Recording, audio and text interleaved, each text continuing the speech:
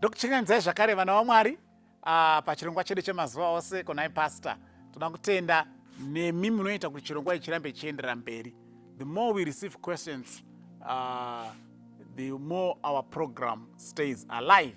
Saka tiramba tichikukurudzirai kuti musaregedza kuunza mibvunzo. Any question that you think you need us to look at and address, please feel free. As long as it can be addressed umbo hunowanikwa mukati mebhaibheri, tinozama kuita izvozvo. Pane imwe mibvunzo yatakatanga last year patakatanga mwangu wasitava kuziva chirongwa. Saka tinoona imwe inouya zvakare inodzokorwa. Sometimes vamwe ndiri kupindura kuma inbox, but ndikaona yanya kuramba ichibvunzwa ndinozoidzosa zvakare pachirongwa kuitira kuti vakarasikirwa nguva iyo vasakwanisi kusearcha through the material because yawandisa, at least they can still get something. Saka musatya kufunga kuti pamwe wakabvunzwa. As long as uri wako iwo ubvunze. Kana ndichiona zvichida ndiko kupindura kuinbox, will give it your answer to your inbox. Kana zvichida kuti tidzoke pachirongwa, tinodzoka zvakare pachirongwa. Kana uri padhuze paunogona kusecheka, tinogona kungosecha tokuzoti enda unotsvaga musi wakati takaadresa nyaya iyoyo. Nhasi tiri kupindura mubvunzo wakabvunzwa panapa. This is a new question altogether pamusoro paMelchizedek. Mubvunzo uri kuti iwo kunai pastor, Melchizedek ndiani? NdiKristu here kana kuti aiva mufananidzo waKristu? I have made this question pakawanda ndichibvunzwa nevanhu nenyaya yaMelchizedek. Ndoda kudai kuti mumaminutes mashomatina we will be able to do justice on this one. Otherwise istudy yakatozvimirira iri yega. Genesis chapter 14 ndo patinotanga kuona bhaibheri richitaura nezvemunhu ainzi Melchizedek pavhesi ya18. Melchizedek mambo weSalemu akauya nechingwa newaini. Iye wakanga ari muprista waMwari wokudenga denga. Akamuropafadza akati, Abrahamu ngaaropafadzwe naMwari wokudenga denga, muridzi wokudenga napasi. Mwari wokudenga denga ngaakudzwe, wakapa vavengi venyu mumaoko enyu, akamupa chegumi chose. Now, this is the time yatingoona anonzi Melchizedek achiappear on the scene. Anzi akasangana naAbraham. Abraham aiva kunodzikinira Lot, anga apambwa naKedlaoma a king. Anga apambwa naLot, and Abraham akaenda nemasoja ake kunodzikinira Lot. Kutodzoka kumba Abraham ndo paanosangana naMelchizedek muroad. Havasitombori kumba kwaAbraham kana kumba kwaMelchizedek. They met on the way. And hanzi bhaibheri riri kudeclare kuti Melchizedek was the king of Salem, and he was also the priest of God Most High. Hazvidi kupikisana nazvo izvozvo kuti kuna vamwe vanototi aiwa Melchizedek anga asiri muprista waMwari, hamene zvavanotaura zvimwe zvekuti unoshamisika kuti vari kuzviona papi. Asi bhaibheri riri kuti he was a priest and a king. Now ndoda kubva ndahighlighta kuti ndo mutsauko uripo pauprista uhu neumwe uprista hwamuchazoona hunouya huchibva muimba yaLevhi. Uprista hweMelchizedeki hwaisanganisira zvinhu zviviri zvisingagoni kusangana pamunhu mumwe chete. He was both a king and a priest. But as you read the Bible elsewhere, vese vaiva vaprista, they were not kings. Because vana vaJacob, the priests vaibva muimba yaLevhi, the kings vaibva muimba yaBenjamin. There was no one who was both a king and a priest. This is the first thing chinoita kuti Melchizedek ave unique, amire akasiyana nevamwe vaprista vose, because he was both a king and a priest. Saka pamunozouya kuNew Testament kuna vaHebheru chapter 6 dzavaHebheru verse 20. Pakapinda mutungamiri nokuda kwedu, iye Jesu Kristu wakaitwa muprista mukuru nokusingaperi, une rudzi naMelchizedek. He is of the type or the order of Melchizedek. Christ is another priest who came because of us, and he is of the type of Melchizedek. His priesthood is of the order of Melchizedek.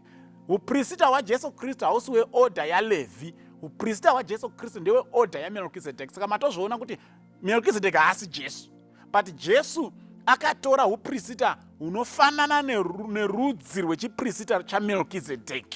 So vanhu ivo vari two vakatosiyana. Jesus Christ is not Melchizedek, neither is Melchizedek Jesus Christ.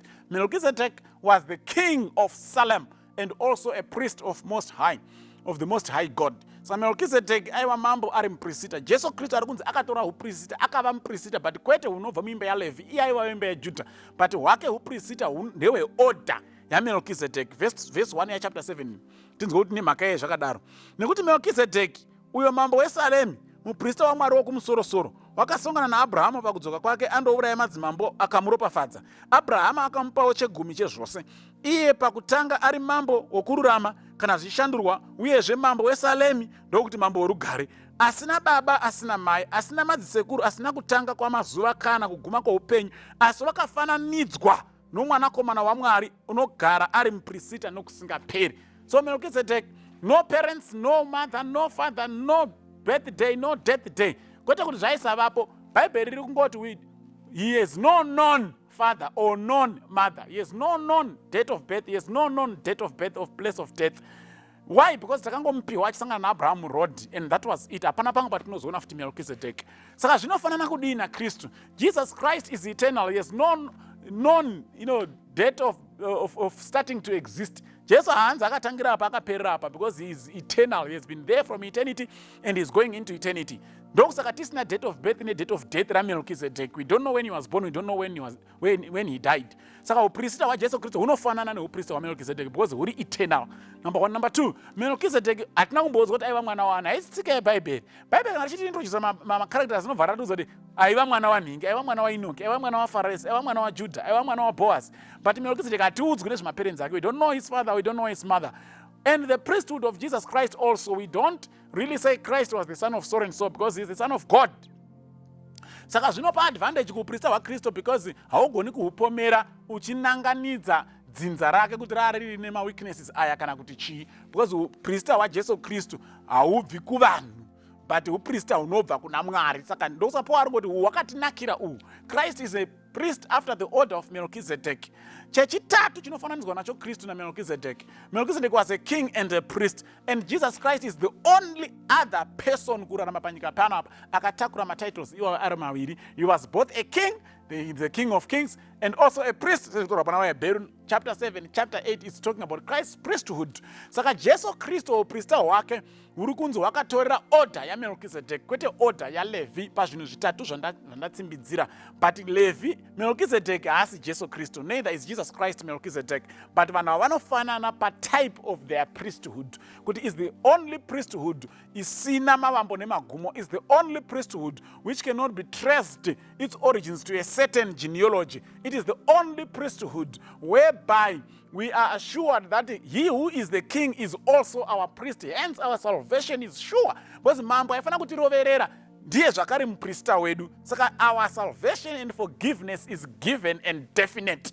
Kutoraswa huda. Ndosaka Paul ari kuti tina advantage isusu taamuna Kristu because tine uprista huripo nguva dzose. Hautomboti muprista akafa mazuva ano hakuna, saka zvivi zvedu hazisi kuregererwa. It's eternal, huri timeless.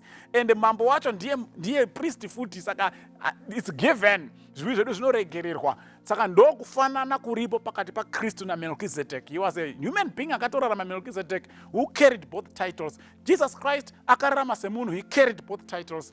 He has no beginning, he has no end. Anytime we go to Christ, zvivi zvedu zvinoregerwa, minamati inopindurwa. Hauchiki kuti pada ndiri kuenda kwafa muprista pamwe hakuna ariko kunoninzwa. It's an eternal priesthood. Hence he was declared by oath that he is a priest forever after the order of Melchizedek. Ndodaira kuti tabatsirikana, Mwari aramba achitikomborana kutibatsira. Amen.